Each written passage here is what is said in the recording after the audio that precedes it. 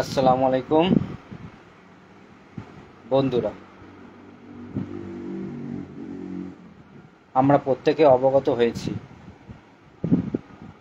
যে 2016 সালের যে এসএসসি প্যানেল, যেটা হাইকোর্টে একটা রাজনৈতিক ষড়যন্ত্রের ফলে যে রায়টা দেওয়া হয়েছিল, অবান্তর রায়, যার কারণে আমরা সুপ্রিম কোর্টের দ্বারস্থ হয়েছিলাম এবং সুপ্রিম কোর্টের সবচেয়ে ভালো লয়ার যারা আমরা আছে জানি, তাদেরকে আমরা প্রত্যেকের কষ্ট অর্জিত অর্থ দিয়ে তাদেরকে দান করিয়েছিলাম, এই কারণে যে আমরা কোনো অন্যায় করিনি, কোনো জায়গায় আমাদের অ্যালিগেশন নেই, যেটাকে আমরা টেন্টেড আনটেন্টেড যেগুলো ছিল, এটা বৈধ অবৈধ, সেখানে বৈধদের বলতে আমরা যাদের ওএমআর সঠিক ছিল, অবৈধ যেগুলো টেন্টেড, যারা প্যানেল এক্সপায়ার, ওএমআর ইস্যু, তারপরে আরও যেগুলো সাদা খাতা, যেগুলো ব্ল্যাঙ্ক ওএমআর, তারপর আদৌ পরীক্ষা দেয়নি, এরকম নানা নিয়ে প্যানেলটা হয়েছিল, যার কারণে একটা যোগ্য অযোগ্য সকলকে গুলিয়ে দিয়েছিল বাজারে। সেটাকে আমরা ওয়াই চ্যানেলে দীর্ঘদিন ধরে, প্রায় 46 দিন আমরা প্রচণ্ড ঠান্ডায় সেই ওয়াই চ্যানেলটাকে আমরা সাক্ষী করেছিলাম এবং মিডিয়ার মাধ্যমে সমাজে সব জায়গায় বার্তা দিয়েছিলাম যে বিভিন্নভাবে যে যোগ্য অযোগ্য, যেটা 9-10-এ আপনার 8.5 এবং 11-12-এ 14.47 যে পার্সেন্টেজ দুর্নীতি, যেটা সিবিআই দ্বারা চিহ্নিত হয়েছে, সেগুলো বাজারে আমরা সকলকে বোঝাতে পেরেছিলাম মিডিয়ার মাধ্যমে এবং আমাদের লয়ারের মাধ্যমে। জাস্টিস চন্দ্রচূড়ের বেঞ্চে, তারপরে সেটাকে জাস্টিস খান্নার বেঞ্চে আসে, তাদেরকে আমরা অবগত করেছিলাম বিভিন্ন আমাদের কপিল সিব্বল, মনু সিংভি, তারপর মেনকা গোস্বামী, এরকম নানা ভালো ভালো লয়ার দিয়ে আমরা তাদেরকে বোঝাতে পেরেছি। সেই দিনটা অবশেষে, মানে আর কয়েক ঘন্টা পর, আগামীকাল আমরা সেটা একটা দেখতে পাবো যে সুপ্রিম কোর্টের প্রতি মানুষের একটা আস্থা বিশ্বাস যেটা ছিল, সেটা আরও প্রতিষ্ঠিত হবে এবং যে ন্যায় বিচার, যেটা প্রত্যেক মানুষের প্রাপ্য সাংবিধানিক যে অধিকার, যে অন্যায়ভাবে যারা চাকরি করছে তারা যেন দোষী সাব্যস্ত হয়, তাদেরকে একটা শাস্তি স্বরূপ সেটা সুপ্রিম কোর্টের বিচারপতি ভালো বলবেন। আমরা ওই লাইনে যাব না, কারণ আমরা আনটেন্টেড, যেটাকে আমরা বৈধ যোগ্য, যেটাকে আমরা দাবি করে আসছি, যে আমাদের তো কোনো জায়গায় নাম নেই, ফলে আমাদের ভয় পাওয়ারও কোনো কারণ নেই। আমাদের সাদা খাতা জমা দেয়নি, আমাদের ভয় পাওয়ার কোনো কারণ নেই, প্যানিক হওয়ার কারণ নেই। আমি মনে হয় প্রথম দিন থেকে বলে আসছিলাম, বন্ধুরা যারা আমার লাইভটা, যেখানে হাইকোর্টের অবান্ত রায়ে সম্ভবত 22শে এপ্রিল, সেখান থেকে বলেছিলাম যে এটা একটা অবান্ত রায়, রাজনৈতিক ষড়যন্ত্র। বিভিন্ন সাংবাদিক, বিরোধী দলনেতা আগে রায়ের কপি বলে দিচ্ছিল, ফলে সেই জায়গাটা আমাদের একটা তৈরি হয়েছিল। কিন্তু আমরা যেখানে গিয়েছি, যেটা হচ্ছে ভারতের সর্বোচ্চ ন্যায়ালয়, যেখানে প্রত্যেকটা মানুষ নিরপরাধ, তারা যেন কোনো শাস্তি না পায়, সেখানে 26,000 যে মামলা, গ্রুপ সি, গ্রুপ ডি, 9, 10, 11, 12, এই 4 ক্যাটাগরিতে 2016 প্যানেলটা হয়েছিল। কিন্তু এখানে গ্রুপ সিডি আবার আরেকটা আরএলএসটি, আর 9, 10 এবং 11, 12 এসএলএসটি, দুটো আলাদা ভাগ। সেটা আমাদের লয়ার ভালোভাবে সব কিছু পুঙ্খানুভাবে রিটেন সাবমিশন দিয়েছিল, প্রত্যেকে রিটেন সাবমিশন দিয়েছে। জাস্টিস খান্নার আগামীকাল যে সুপ্রিম কোর্টে যে লিস্টেড হয়েছে, আমরা প্রত্যেকে সেটা আমরা দেখেছি। আমরা ভয় নেই আমাদের, এই কারণে যারা বন্ধুরা দেখছেন অনেকে ফোন করছিল যে দাদা কি হবে, আমরা কি করব, পরবর্তীতে কি হয় না হয়। আমি একটা কথাই বলি, এটা হচ্ছে সুপ্রিম কোর্ট পার্টির কোনো কোর্ট নয়। সুপ্রিম কোর্ট পার্টির কোনো কোর্ট নয়, রাজনীতির কোনো পাঠশালাও নয়। তাই এখানে বিন্দুমাত্র ভয় পাবেন না। আমাদের কয়েকটা বন্ধু সাগরের, প্রশান্ত বাবু থেকে শুরু আরও কয়েকজনকে আমরা হারিয়েছি। শুধু এই ভয় নার্ভাস যারা নিতে পারে না তারা নার্ভাস নেবেন না। ভরসা বিশ্বাস রাখতে হবে সুপ্রিম কোর্টের উপর। প্রয়োজনে সৃষ্টিকর্তার উপর ভরসা রাখুন। সৃষ্টিকর্তা যারা মানেন না, নিজের বাবা মাকে ভরসা করুন, বাবা মার কাছে আশীর্বাদ নিন, দোয়া চান।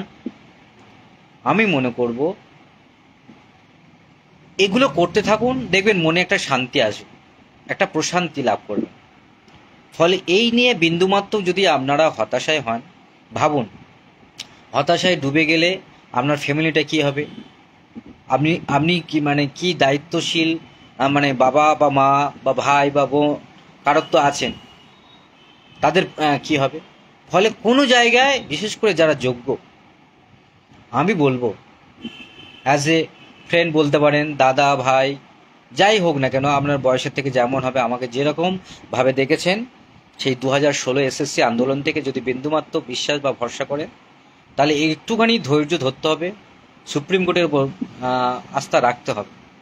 কারণ দেখুন, সুপ্রিম কোর্ট ছাড়া আমাদের আর কোনো জায়গায় বাঁচার পথ নেই।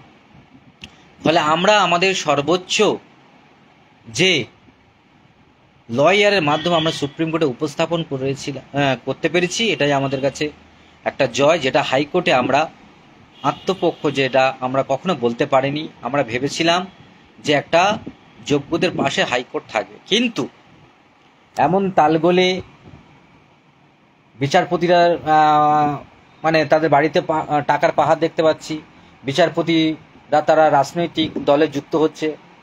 ফলে এই জায়গাটায় আমাদের একটা ধারণা পরে পাল্টে গেছিল যে এটা একটা সম্পূর্ণ রাজনৈতিক ষড়যন্ত্র। যাদের পছন্দ হবে বা ভালো লাগবে বন্ধুরা শেয়ার করুন প্রত্যেকে, কারণ এই কথাবার্তাগুলো প্রত্যেকের কাছে পৌঁছানো দরকার। সাধারণ মানুষ থেকে শুরু করে সব জায়গায় এই বার্তাগুলো পৌঁছানো দরকার। কারণ আমরা তো কোনো অন্যায় করিনি, আমরা কোনো অবৈধভাবে চাকরি পাইনি, আমরা কোনো নেতা মন্ত্রী বা ABCD জেড কারোর হাত দিয়ে তো আমরা চাকরি পাইনি। আমরা চাকরি পেয়েছি নিজের পরিশ্রম, নিজের মেধা দিয়ে। আমরা রাত জেগে পড়াশোনা করেছি, কেউ না খেয়ে পড়াশোনা করেছি। অসহায় গরিব বাবা মা আমাদেরকে লেখাপড়া শিখিয়েছেন, নিজের জায়গা জমি নিজের পরিশ্রম দিয়ে আমাদেরকে লেখাপড়া শিখিয়েছে। তাহলে আমাদের হারানোর তো কিছু নেই। আজকে শুধু আমাদের দিকগুলো আমরা ভাববো, কে কিভাবে চাকরি পেয়েছে সেটা আমাদের বিন্দুমাত্র মাথা ব্যথার কোনো কারণ নেই। কারণ আমরা অন্যায়ভাবে কোনোভাবে জড়িত নয়। আমাদেরকে OMR-এ আমাদের ইনভিজিলেটরের সিগনেচার আছে, আমাদের সিগনেচার আছে, সব কিছু আমাদের তথ্য প্রমাণ, OMR-এ যে মার্কস, তারপরে SSC যে সার্ভারের মার্কস আমাদের মিল আছে। ফলে সব দিক থেকে আমাদের একটা পজিটিভ। ফলে তাই অনেকে ভুলে গিয়েছিল, অনেক বন্ধু আমাকে করে নানাভাবে তাদের ব্যক্তিগত সমস্যাগুলো আমাকে বলেছে। আমি তাদেরকে আশ্বাস দিচ্ছি, তাদেরকে বলেছি যে দেখুন স্যার বা ম্যাডাম, আপনারা ভয় পাবেন না। কারণ একটা আমরা বেড়া জালে পড়ে গেছি, রাজনৈতিক চক্রে আমরা মরণ ফাঁদে আমরা পড়ে গেছি। এই যাত্রা থেকে নিশ্চয়ই উপরওয়ালা আমাদেরকে সেই যাত্রা থেকে আমাদের তুলে অবশ্যই আনবেন। কারণ ন্যায় বিচার আমরা পাবো। কেননা আমরা তো কারোর সঙ্গে আপোষ করিনি, কারোর সঙ্গে তো হাত মেলাইনি।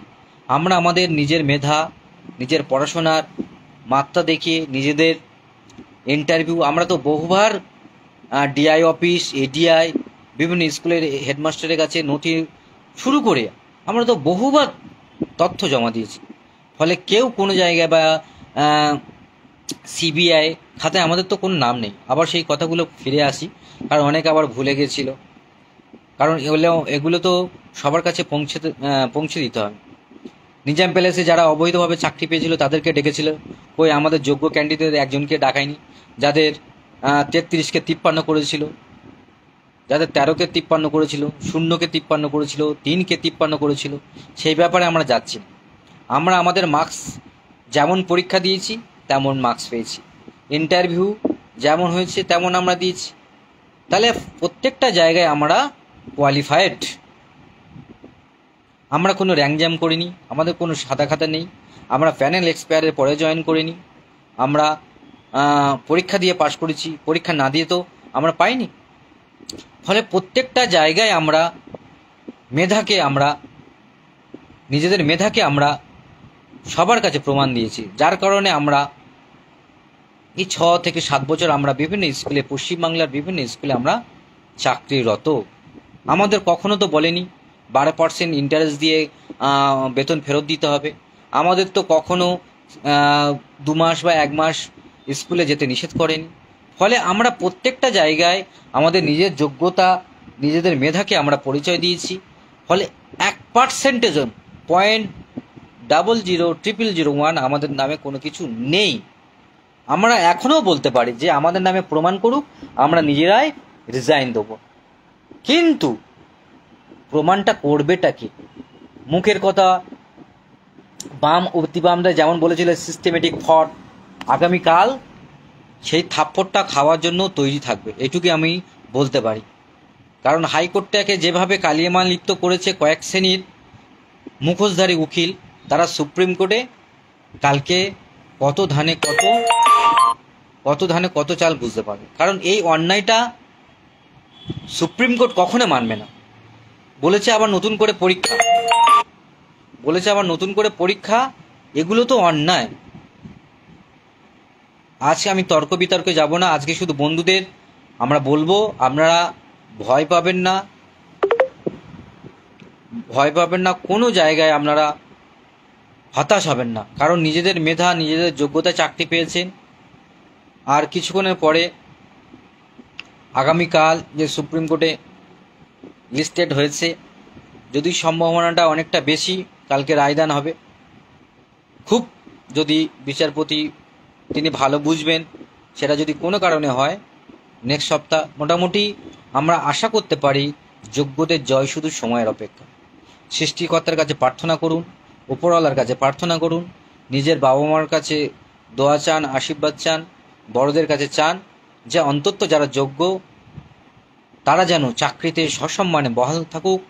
যারা আজকে বা এই প্যানেলটা ক্যান্সেল হওয়ার পর যারা আপনার পাশে থাকেনি, বিশেষ করে কলিগ, তাদেরকে পরে বোঝাতে পারবেন যে বিপদের সময় যারা থাকে না তারা প্রকৃত কলিগ নয়, তারা বন্ধু নয়। আমরা প্রত্যেকে এরকম বহু আমরা নীতিকথা জানি।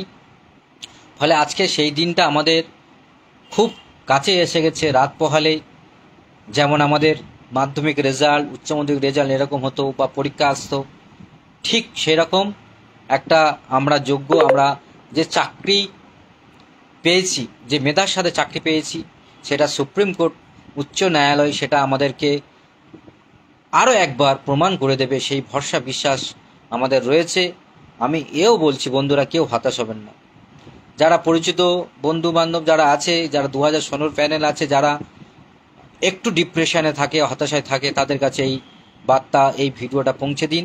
কারণ এই লড়াইটা যোগ্যদের লড়াই, এ লড়াইটা আগামী প্রজন্মের লড়াই, এ লড়াইটা শিক্ষিত সমাজের লড়াই, এ লড়াইটা প্রত্যেকটা শিক্ষক শিক্ষিকার লড়াই, সমাজের লড়াই, দেশের লড়াই। সব কিছুর মধ্য দিয়ে এই শিক্ষকরাই দেশকে চালায়, সমাজ তৈরি করে, সমাজের ভালো দিকগুলো তুলে ধরে।